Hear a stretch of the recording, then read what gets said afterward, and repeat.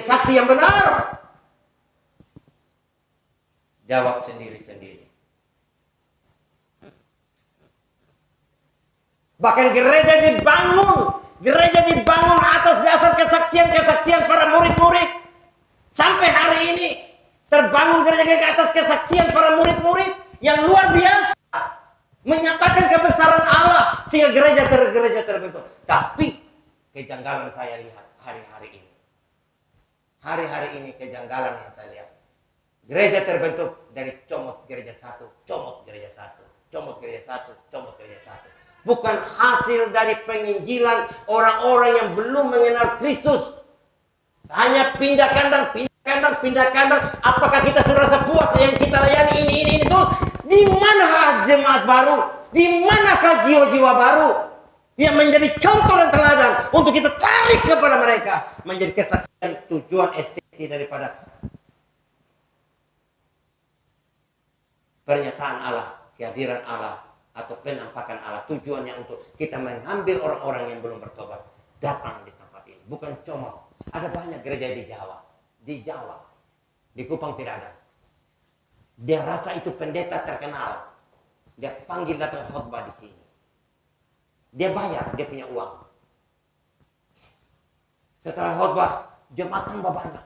Dia tetap pakai lagi pendeta, datang khotbah lagi. Banyak lagi. Uangnya pasti banyak, tahu, jemaat banyak pasti uang banyak, tahu. Mau bertobat tidak bertobat yang penting duit. Setelah itu dipanggil lagi pendeta yang biasa, jemaat tidak datang. Oh, jangan harap dia undang lagi. Jangan harap dia undang lagi. Dia tidak undang lagi. Dia cari pendeta-pendeta terkenal, comot. Tapi kalau esensi dalam pelayanan, kalau kita mengenal Allah dengan benar, melayani Tuhan dengan baik atas dasar pengenalan, saya percaya kita tidak pernah rasa nyaman di gereja. Kita pasti pergi orang-orang sudah sakit dan kita doain dia terus. Dan kita lihat orang-orang yang tidak pernah kenal Kristus, itulah orang-orang yang lahir baru, yang betul-betul memperkenalkan tentang kematian dan kebangkitan Kristus. Itu saja sudah terlalu kaya pemahaman kita tentang kematian dan kebangkitan Kristus. Terlalu menyenangkan bagi orang-orang yang belum bertobat mendengar berita ini. Terlalu luar biasa. Mereka terpaut langsung dengan iman orang Kristen tentang Allah yang hidup, bukan Allah yang mati. Mereka punya dewa-dewa, mereka punya nabi-nabi, gereja-gereja lain punya nabi-nabi mati tidak bangkit-bangkit. Tapi kita punya nabi yaitu Yesus Kristus, Allah yang perkasa, adalah dia mati dan dia bangkit dan dia mengalahkan maut dan dia ada di tengah-tengah hidup kita dan ada hari pengharapan di masa-masa depan, ada hari hidup. Amin. Engkau yang sakit hari ini dari tempat ini, di mana hadirat Tuhan ada di tempat ini. Engkau percaya atau tidak percaya, Tuhan mau memulihkan engkau. Bukan hanya sakitmu, tapi juga engkau akan dibangunkan dari ekonomimu. Engkau dibangunkan dari porak-poranda rumah tanggamu. Engkau dibangunkan dari anak-anak pemberontak. Saat ini engkau doa Tuhan akan dengar doa-doamu hari ini. Anak-anakmu yang kau tidak bisa kendalikan, biarkanlah roh Tuhan saja yang bekerja. Karena kerajaan Allah itu berbicara tentang bukan soal makan dan minum, tapi kerajaan Allah itu tidak bisa kita pelajari. Siapa bisa pelajari kerajaan Allah dan bisa mengerti tanpa dibukakan oleh Roh Kudus? Ada amin. Roh Kudus bisa bekerja kalau tidak ada daging yang merajai dalam diri kita. Ada kegerakan dalam diri kita oleh kekuatan Roh Kudus. Itu yang kita andalkan. Tidak bisa kita pelajari tentang kerajaan Allah. Tidak mungkin kita akan memahami, mengerti, disingkapkan tentang kerajaan Allah tanpa dibukakan oleh Roh. Catat baik-baik, catat, betul-betul catat. Roh Kudus hari-hari ini sudah tidak ada lagi di gereja. Kayaknya tidak ada yang bermanifestasi lagi di dalam gereja. Tidak ada lagi yang bermanifestasi seperti gereja lain. Karena selalu memakai logika. Amin. Saya minta kepada kita hari-hari hidup ini, jangan kita pakai logika tentang kerajaan Allah itu. Amin. Bisa diterima khotbah saya yang keras ini. Jangan kita pakai logika. Mengalir. Itu intervensi Allah. Kalau Allah bisa diselidiki, Allah bisa dipikirkan tentang rencana-rencana dia dengan pakai otakmu, dia bukan Allah, dia manusia biasa. Karena dia Allah, tidak mungkin engkau dapat mengetahui pencipta itu. Tapi pencipta dia tahu apa yang diciptakan. Jadi jangan kita beranalisa, mau mengerti tanpa Roh Kudus bukakan. Tak mau pelajari tanpa mengundang Roh Kudus. Tidak mungkin. Saya berdiri di tempat ini, saya sudah lepaskan semua Roh Kudus itu bekerja. Ambil alih. Bukan emosi saya, bukan egonya saya ada di mimbar ini. Celaka saya, celaka sekali saya. Tidak ada kemuliaan Allah. Hanya ada pemberontakan, hanya ada perpecahan.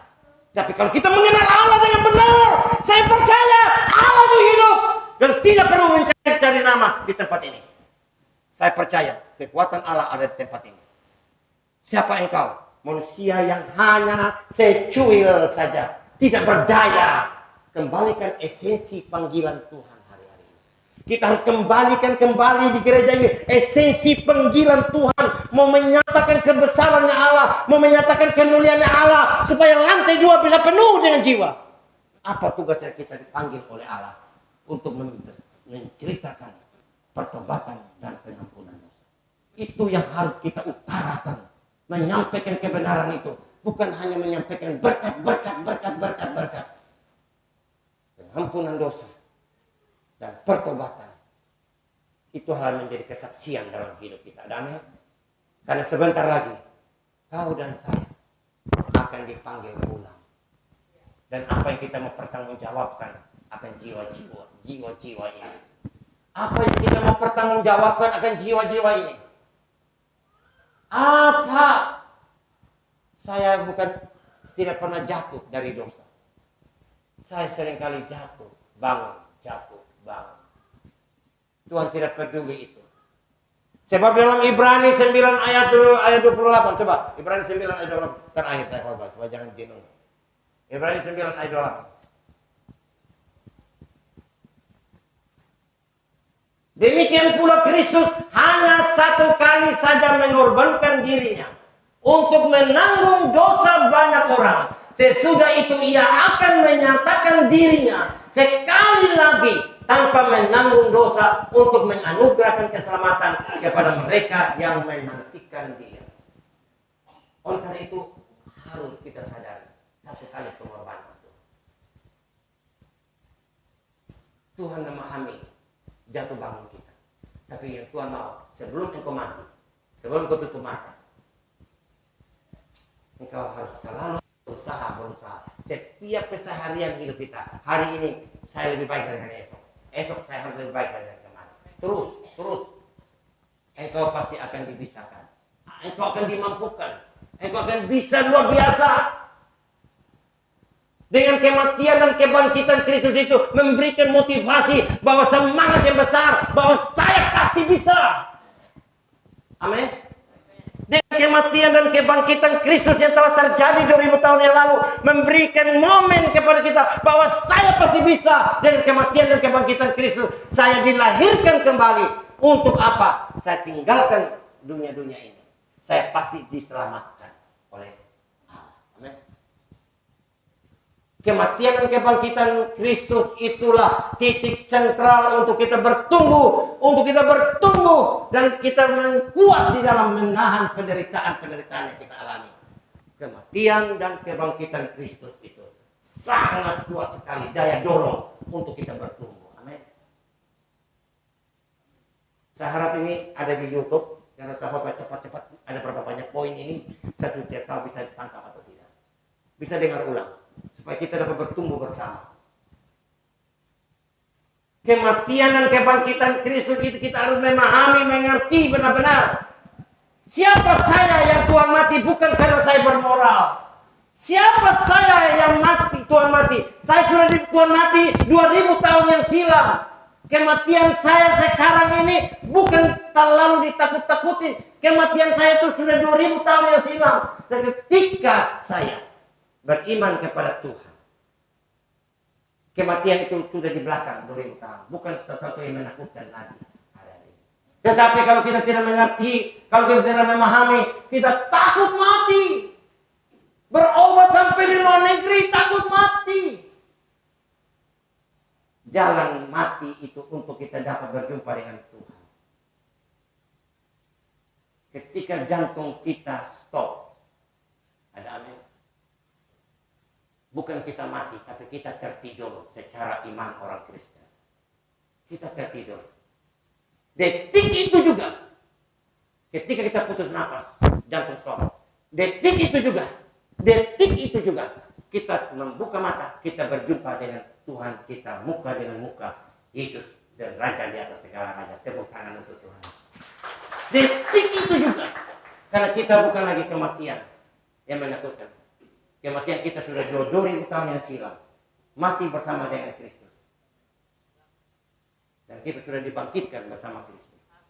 Amin. Detik itu juga, ketika kita putus nafas, kita tertidur. Walaupun tubuh kita jatuh rebah, tapi detik itu juga engkau berbuka mata dan engkau tatap muka dengan muka kepada Tuhan Yesus yang punya hidup ini. Ada amin. Baiklah, saya tidak memperpanjang firman Tuhan ini. Tapi saya mau di antara kita yang sakit saat ini, di tempat saja, engkau mengingatkan akan kematian dan kebangkitan Kristus. Di mana 2000 tahun yang silam dia telah mati menggantikan engkau, mengambil kutuk sakit penyakit. Engkau imani itu dengan baik-baik.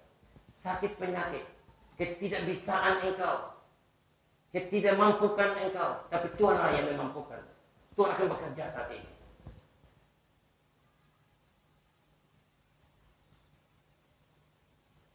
Mari kita bangkit berdiri bersama-sama. Saya undang hamba Tuhan di tempat ini. Roh yang kudus, jamahlah hatiku, jamahlah jiwaku,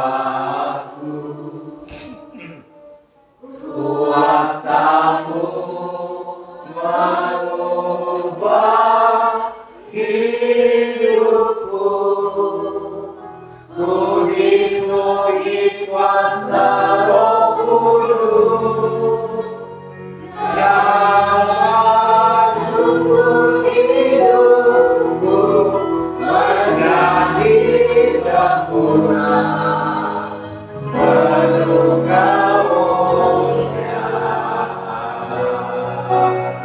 Roh yang kudus, jamahlah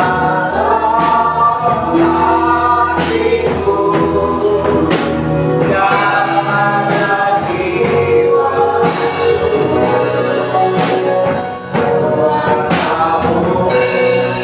mengubah hidupku, memenuhi kuasa Roh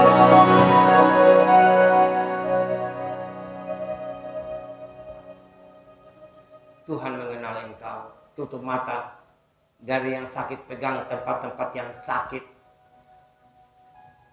Kaki yang lemah engkau pegang di tempat kaki yang lemah. Tangan kananmu engkau pegang tempat yang sakit. Tangan kiri engkau mengangkat tangan. Tuhan tahu pergumulan engkau. Tuhan sangat mengenal engkau sejak engkau dari dalam kandungan ibumu. Jesus. Aku percaya Tuhan. Mereka mau rindu engkau urapi mereka dengan tanganmu yang kudus. Biar ada hadirat Tuhan di tempat ini. Tuhan mampu melakukan kesembuhan Segala kutuk penyakit, sakit penyakit kami lepaskan dengan iman dan pengharapan. Darah Yesus katakan, menyucikan saya, mengampuni saya.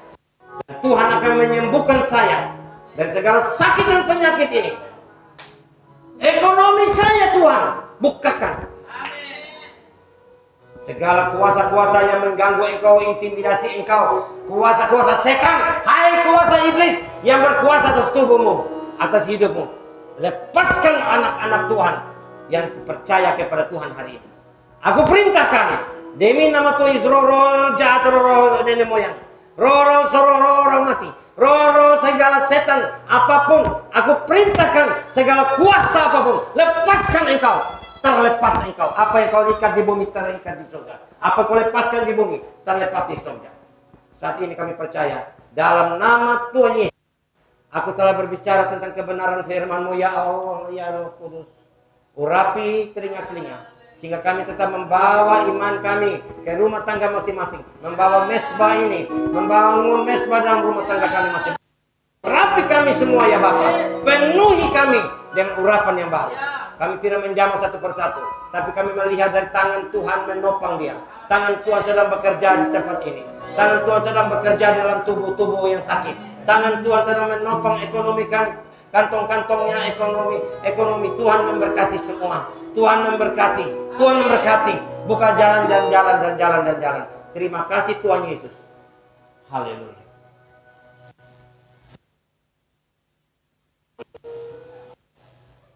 Kami akan memberikan Tuhan kami ucapan baik persembahan tantangan, kolekte dan persepuluhan pembangunan misi. Biar Tuhan engkau perhitungkan semua ya Bapak. Terima kasih Roh Kudus. Kami dengan iman, pengharapan, kami percaya Tuhan telah menjamah kami semua. Haleluya. Terima kasih Tuhan. Amin.